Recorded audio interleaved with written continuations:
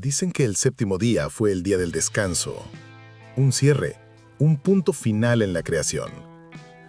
Pero, ¿y si ese famoso descanso no fue realmente un alto en la obra, sino el inicio de algo que jamás quedó registrado en la narrativa oficial?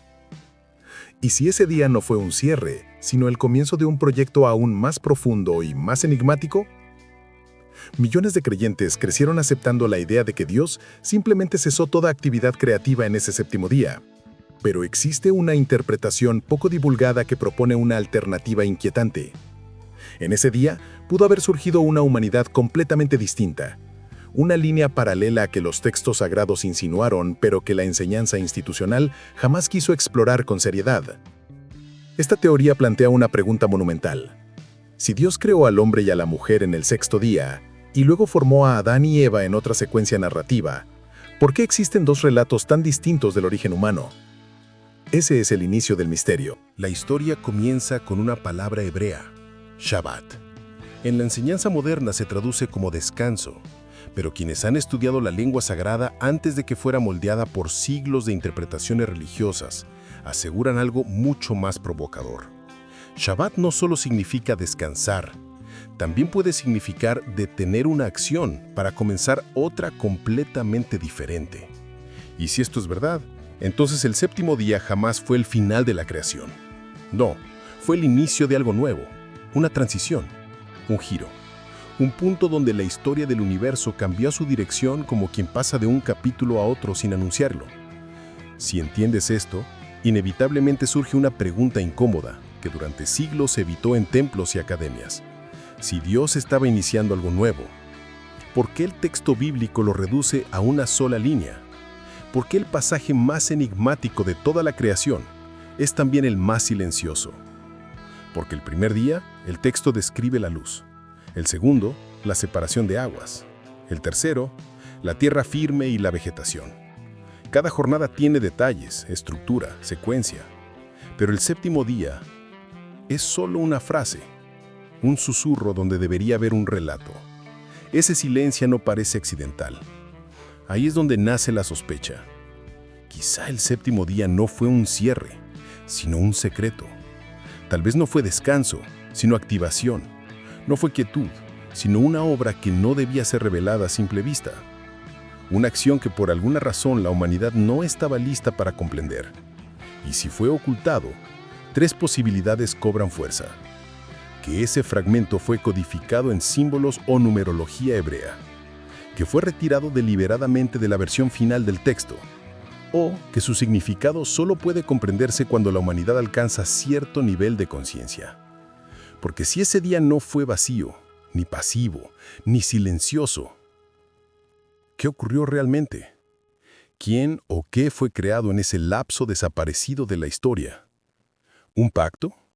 ¿Una entidad? ¿Una civilización? ¿Una conexión entre lo divino y la especie humana? Esa pregunta no solo altera el entendimiento religioso, redefine el origen del propósito humano. Porque si el séptimo día marcó el inicio de algo nuevo, entonces tal vez nosotros no somos el resultado final. Tal vez somos la continuación de aquello que comenzó en ese fragmento perdido. Y ese pensamiento, solo ese, es suficiente para incomodar a quienes no quieren que sepas la verdad. Muchos han leído Génesis como una secuencia lineal, pero cuando se observa cuidadosamente aparece algo inquietante. Hay dos relatos distintos de la creación del ser humano.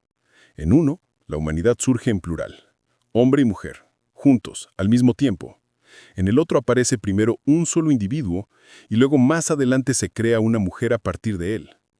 Ese detalle ha provocado siglos de debate. Para algunos eruditos más conservadores, esto simplemente es un enfoque literario distinto, una repetición con estilo narrativo ampliado. Pero quienes estudian el hebreo original señalan que no solo cambia el orden, también cambia el nombre con el que Dios es presentado.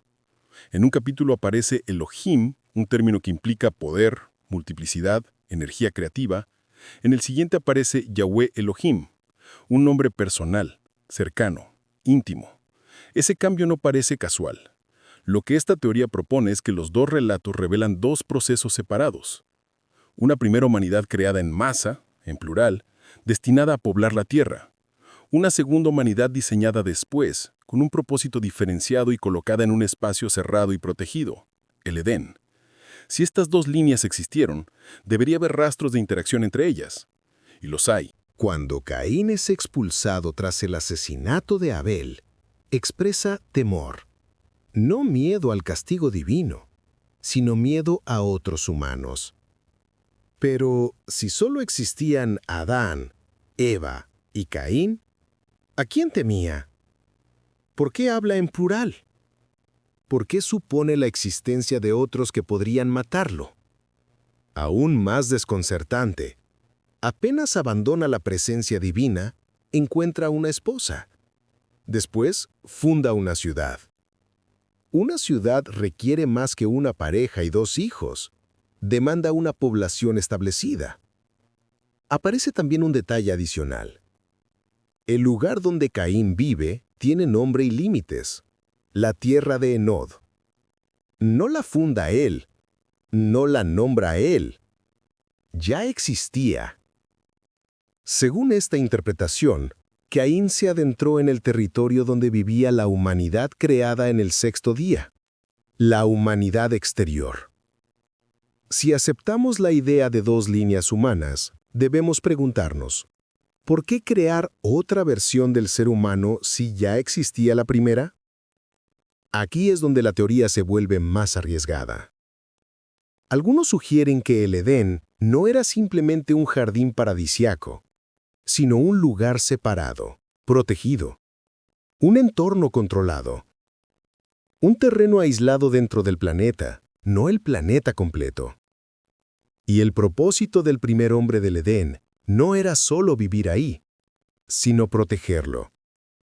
La palabra hebrea empleada para describir el rol de Adán se entiende a menudo como cultivar o cuidar. Pero algunos lingüistas señalan que en contextos militares significa vigilar, resguardar, defender. ¿Defender de qué? ¿O de quién? Si afuera ya existía otra humanidad, la respuesta se vuelve evidente. Todas las plantas con fruto y semillas eran alimento para la humanidad del exterior. Pero dentro del Edén existían árboles con propiedades únicas, inaccesibles para la humanidad del exterior. No solo árboles nutritivos, sino árboles con implicaciones espirituales y biológicas profundas. Árboles que otorgaban vida indefinida y conocimiento transformador. Esa diferencia en acceso revela jerarquías. La humanidad del Edén no era simplemente otra versión, era una versión con potencial divino. Hasta que la desobediencia alteró todo. La expulsión no fue solo un castigo moral, sino una medida de seguridad. Impedir que ese nuevo tipo humano, ahora consciente pero fracturado, accediera al árbol que le daría inmortalidad. Ese tipo de humanidad, mezclada con la de afuera, crearía una descendencia peligrosa, eterna, inteligente, pero con intención corrompida. Y esa mezcla ocurrió. Tiempo después, el texto describe cómo los hijos de una línea se relacionaron con las mujeres de otra. 2 grupos diferentes se entrelazaron. Para la versión institucional, esa frase hace referencia a seres angelicales que tomaron mujeres humanas. Pero los defensores de esta teoría aseguran que es más simple. Los hijos de Dios serían los descendientes de la humanidad del Edén. Las hijas de los hombres serían la descendencia de la primera humanidad de la tierra exterior. Cuando estas 2 líneas se mezclaron, ya no hubo separación entre una humanidad elevada y otra ordinaria. Las características que diferenciaban a la segunda se diluyeron. El resultado fue una humanidad híbrida, con inclinación creciente hacia la violencia y la corrupción. Y entonces ocurrió algo drástico. La decisión de reiniciar todo. El diluvio universal es presentado normalmente como castigo moral, pero algunos intérpretes alternativos sugieren que su verdadero propósito fue algo diferente: eliminar la mezcla genética y restaurar una línea pura. Hay una frase en el texto bíblico que ha despertado sospechas. Noé es descrito como un hombre justo, perfecto en sus generaciones. La palabra utilizada no se refiere a comportamiento, sino a pureza de linaje. Según esta lectura, Noé era uno de los últimos descendientes directos del linaje del Edén que no había sido alterado. El diluvio, entonces, habría borrado casi toda evidencia de la primera humanidad y de la mezcla posterior. Lo que quedó después fue una sola humanidad, la descendiente de Noé. Si esta teoría es correcta, significa que hubo dos creaciones humanas. Existieron dos entornos, el mundo exterior y el Edén. Se intentó mantener separadas ambas líneas. La fusión entre ellas provocó un colapso, y el diluvio fue un restablecimiento del proyecto original. Pero si todo esto ocurrió, ¿por qué las instituciones religiosas no han promovido estas interpretaciones? Algunos responden, porque reconocer la existencia de una humanidad paralela implica aceptar que la narrativa oficial no está completa. Otros afirman algo aún más perturbador.